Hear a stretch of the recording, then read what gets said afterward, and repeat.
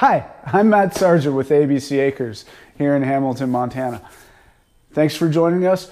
Today we're going to wrap up our discussion in defining your holistic context. In case you missed last week's episode, I highly recommend you check it out.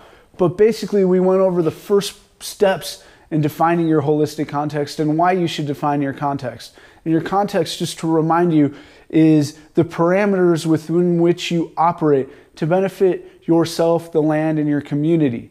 And once you have this definition, and it's not set in stone, you can always rework it, but once you have this, it allows you to start testing decisions or actionable items or what you are doing to make sure that you are always moving towards that operational context and not away from it.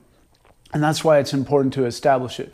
But so basically the first steps, quick overview, is you define who you are. Is it just an individual? Is it a group? Is it a business? The second step is defining your resources. That includes land, finances, etc. Then there's also a statement of purpose. Why are you doing anything? What are you doing? Or what's your driving purpose in what you are doing? And then the last steps that we talked about was establishing a quality of life statements, how you want your quality of life to feel. And these are all things that once you have the whole group together, if you're talking about an organization, everyone's working on this on their own. Later, as we'll discuss, you get together and you form a cohesive, holistic context. So once you have all that done and you're looking to move forward, the next step is to establish your forms of production. And here you're not talking about how you're going to produce anything, but you're talking about what you need to produce in order to have the quality of life that you want. For example, if part of your quality of life, say you were to say, I want to take care of healthy animals, a healthy herd of cattle. That's important to you. Well, to have a healthy herd of cattle, you need good, healthy forage. You need healthy water, preferably live living water. You need clean air. You probably don't want to raise a healthy herd of cattle in a downtown urban environment. So your forms of production can be along what is needed. It's basically what do you need to have the quality of life that you have said you wanted. So basically, when you're going about this, say, what am I missing, or what do I need to do to have the quality of life that I wrote about in the previous section? All right, once you have your forms of production, the next step is to define your future resource base. And in the holistic management books, Alan Savory talks about looking at what the land and your future resources are going to look like in 50, 100, 200 years. And these are the things that are going to be necessary in order to sustain the forms of production that are supporting the quality of life that you want. And it can be really hard for a lot of us to even envision what our life could look like in 5 years, let alone 10, 15, 25. However, it's a very powerful tool, so I recommend you use it because it is incredibly empowering. So you're looking at what your resource base is going to be in the future, and it's really important to highlight the land, the people, and the community. Last week I mentioned that we have an awesome neighbor who cuts hay for us. Well, that is a resource that we will need in the future to sustain our cattle production and our goat operations and our pig operations. They all utilize the hay that he cuts for us on our property. So we need to make sure we nurture and develop that relationship and that it's harmonious and that we're not just taking from him. We want to, always treat him professionally and courteously and do what we can to benefit him. That way he continues benefiting us. It's all about symbiosis. So that is just a glimpse of an example of things to consider in your future resource base.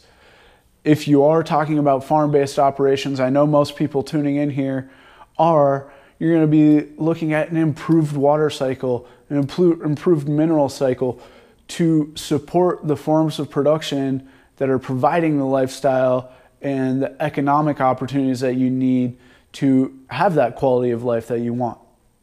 Hopefully that's about as clear as a pig in mud. At this point, everyone who's in the room together, working on this process together, hopefully you're all having a blast and really helping see where you want to go in the future.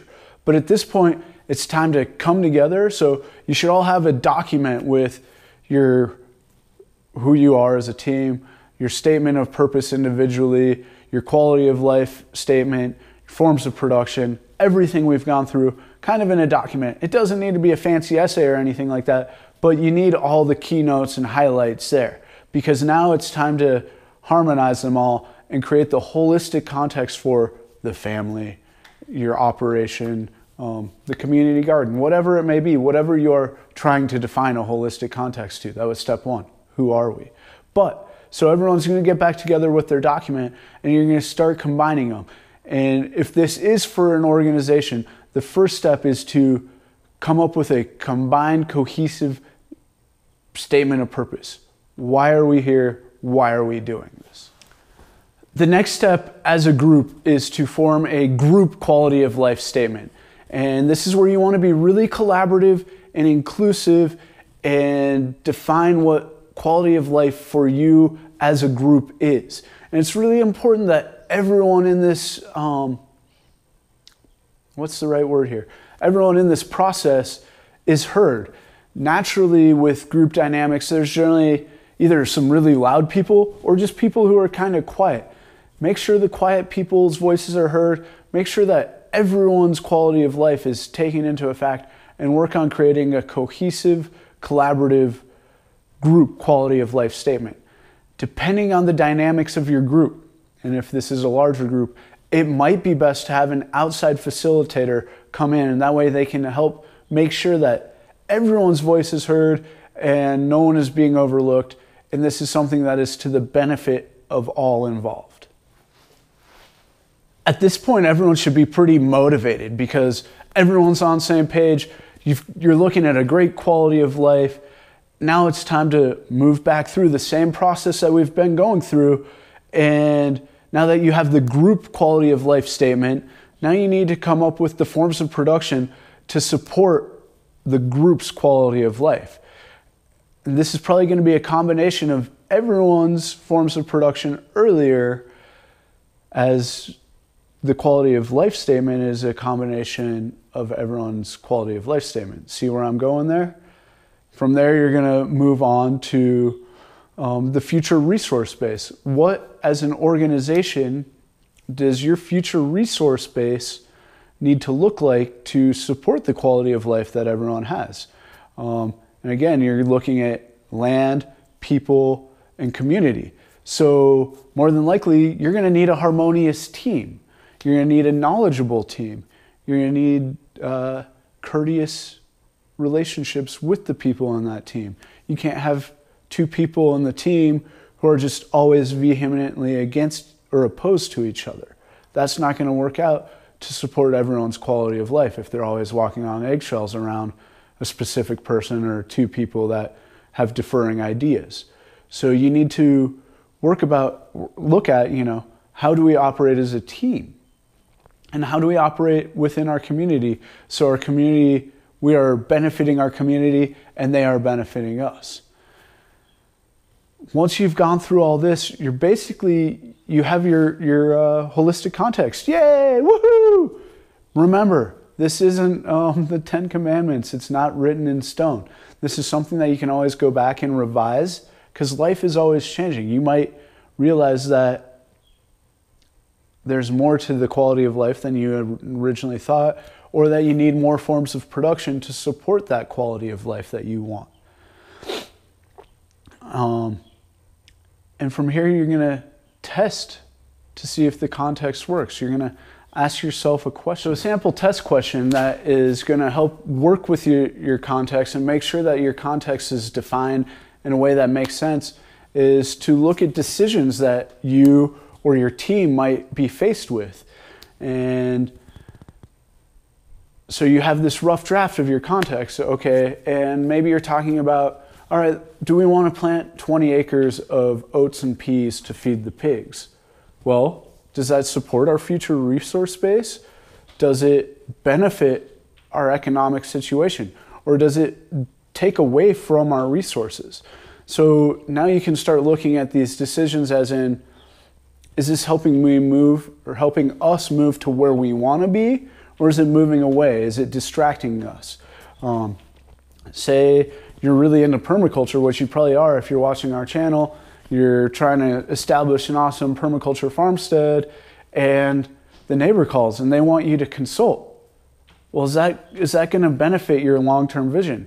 It could, or it could detract, because you might be too busy at this point in time, and going and consulting them and helping them design a permaculture property is going to be taking away from your resource establishment currently. Or it could really benefit you by bringing in some extra finances so you can build fence. These are all things that are going to be affected by your context. Always remember, is it benefiting my future resource base? Is it benefiting our current resource base? That's why you have a holistic context. As always, thanks for joining us. If you have any questions or comments, you know where to leave them. And until next time, happy growing.